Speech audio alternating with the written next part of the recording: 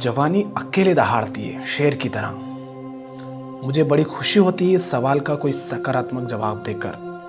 सवाल तुमने इस तरीके से पूछा है कि लगता है लक्ष्य मेरे हैं और दुनिया उनमें बाधा डाल रही है, तो मैं क्या करूं।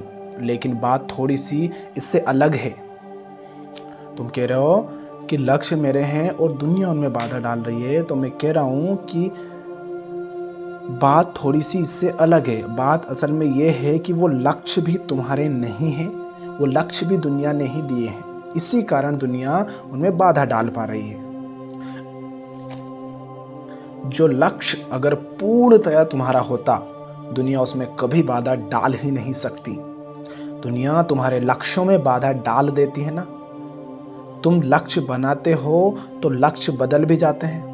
उसका कारण ये है कि वो जो लक्ष्य है वो तुम्हारे हैं ही नहीं, वो भी तुम्हें दुनिया ने ही दिए हैं। तुम उन्हें बस अपना मान कर बैठ गए हो कि मेरे लक्ष्य हैं, पर वो मूलतः तुम्हारे लक्ष्य हैं ही नहीं, वो दुनिया ने ही तुम्हें दे दिए हैं और तुमने धोखे से उन्हें अपना मान लिया है। इस पर गौर करना ईमानदारी से। जब दुनिया के दिए हुए लक्ष्यों को हटा दोगे तब शायद कुछ ऐसा मिलेगा, ऐसा रचेगा जो पूर्णतः तुम्हारा है। फिर उसमें दुनिया कोई दखल नहीं डाल सकती। अभी तो तुम देखो ना, तुम किन बातों को अपना लक्ष्य मानकर बैठे रहते हो। तुम कहते हो कि मुझे अंक ज़्यादा लेकर आने हैं। यही कहते हो ना कि अंक ज़्यादा लाने हैं, ये मेरा लक्ष्य है। अभी परिणाम निकले थे तो सब घूम रहे थे। कुछ लोग निरुत्तीर्ण हुए तो उदास घूम रहे थे, कुछ उत्तीर्ण हुए तो खुश घूम रहे थे। महीने भर पहले की बात है, मैंने पूछा कि उदासी का कारण क्या है। जवाब मिला कि परिणाम खराब आ गया, अंक अच्छे नहीं आए, एग्ज़ाम दिया था अच्छे नंबर नहीं आए। मैंने पूछा कि ये जो मार्कशीट है, अगर इसको कहीं पर ले जाकर बस रख दिया जाए छिपा कर, और यह पूरा आश्वासन हो कि ज़िंदगी भर कोई इसे मांगेगा नहीं, किसी को दिखानी नहीं पड़ेगी, ना माँ बाप को, ना दोस्तों को, ना किसी एम्प्लॉयर को, ना नियोक्ता को, किसी को ये दिखानी नहीं पड़ेगी, तो क्या तब भी तुम इतने ही उदास रहोगे। तो वो बोले नहीं, तब काहे की उदासी, तब तो कोई दिक्कत ही नहीं है। अभी दिक्कत ही यही है कि ये मार्कशीट घर पर दिखानी पड़ेगी। तो पढ़ने का भी जो उद्देश्य बनाया कि अंक लेकर आने हैं, अच्छे अंक लेकर आने हैं, वो उद्देश्य क्या तुम्हारे अपने लिए था? किसके लिए था? दूसरों को दिखाने के लिए ही था ना।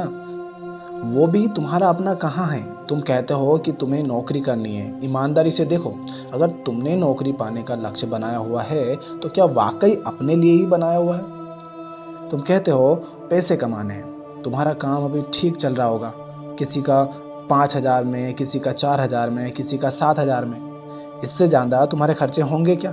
नहीं होंगे अभी तो। पर तुम कहते हो कि इतने पैसे की नौकरी करनी है, उतने पैसे की नौकरी करनी है। वो जो पैसा तुम कमाना चाहते हो, क्या वाकई अपने लिए कमाना चाहते हो? नहीं, वो इसीलिए कमाना चाहते हो ताकि तुम सबको बता सको, अन्यथा उस पैसे का तुम्हारे लिए कोई उपयोग है ही नहीं।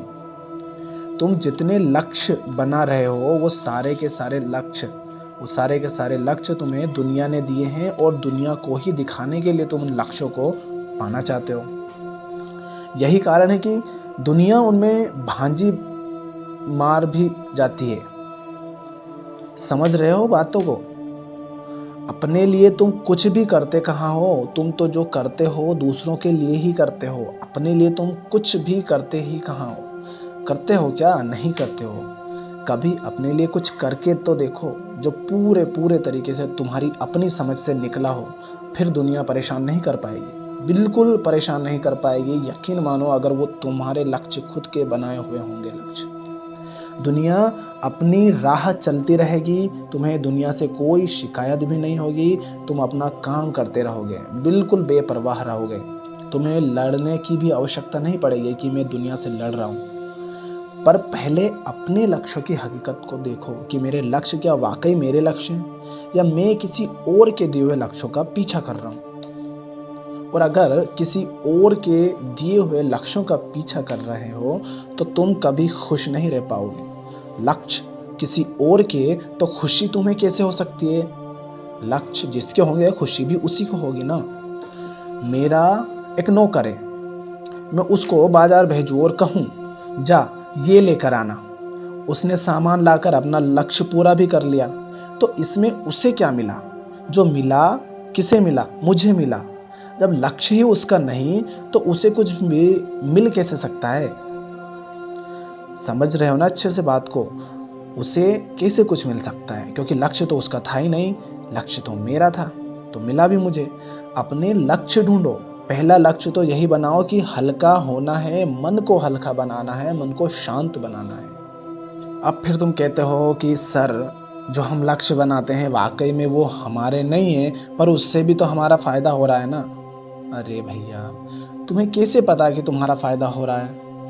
एक छोटा सा बच्चा होता है, उसे आवश्यकता होती है कि कोई दूसरा उसका फायदा नुकसान सोचे। उसे आवश्यकता होती है कि कोई दूसरा सोचे उसके बारे में। एक छोटा सा बच्चा होता है 5 साल का, उसे बिल्कुल ज़रूरत होती है कि कोई उसकी उंगली थामे, उसको चलाए। पर तुम में से कोई यहाँ छोटा सा बच्चा है जो मुझे सुन रहा है? उनमें से कोई छोटा सा बच्चा है क्या? तुम में से कोई नहीं है यहाँ 5 साल का, 8 साल का। कोई 18 का है यहाँ पर, कोई 20 का है, 20 से ऊपर वाले भी होंगे। तुम्हारा फायदा कहाँ है और कहाँ नहीं है, ये खुद जानो। ये खुद जानो ना। या अभी भी किसी की उंगली पकड़कर चलने का इरादा है? शारीरिक रूप से तो पूरी तरह युवा हो गए हो पूरे तरीके से, पर मानसिक रूप से डरते हो कि हम बड़े कैसे हो जाएं। तो मानसिक रूप से अभी 5 साल का बच्चा बने रहना चाहते हो कि कोई और आकर बता दे कि मैं क्या करूं और क्या ना करूं। शरीर पूरी तरह से गवाही दे रहा है, चिल्ला चिल्ला कर कह रहा है कि आप पूर्ण रूप से बड़े हो गए हैं, आप पुरुष हैं, आप स्त्री हैं, लेकिन मन धोखे में रहना चाहता है। मन कहता है नहीं नहीं नहीं, कोई और हमारे हाथ थाम कर चले तभी ठीक है। तुम्हारी उम्र में भगत सिंह फांसी पर चढ़ चुके थे। वो किसी से पूछने गए थे कि मैं बम फेंकूं तो इसमें मेरा फ़ायदा है या नुकसान है? और तुम्हारे तर्क पर चले होते तो हो गया था काम। तुम्हारे तर्क पर चले होते तो फिर फ़ोन मिला रहे होते कि पापा बम फेंकें या ना फेंकें। अपने पाँव पर खड़े हो, अपनी आँखों से देखो, अपने दिमाग से समझो। अपने पाँव पर खड़े हो, अपनी आँखों से देखो, अपने दिमाग से समझो। कोई बहानेबाजी नहीं चलेगी। पर क्या करें, आदतें बिगड़ गई हैं, ज़िंदगी भर बैसाखी पर चले हैं। अब अपने पाँव पर खड़ा होने को बोलो तो बड़ा कष्ट होता है। हम तो बच्चे ही बने रहना चाहते हैं। बच्चे बने रहने में बड़ा सुख है, बच्चे बने रहने में बड़ा सुख है।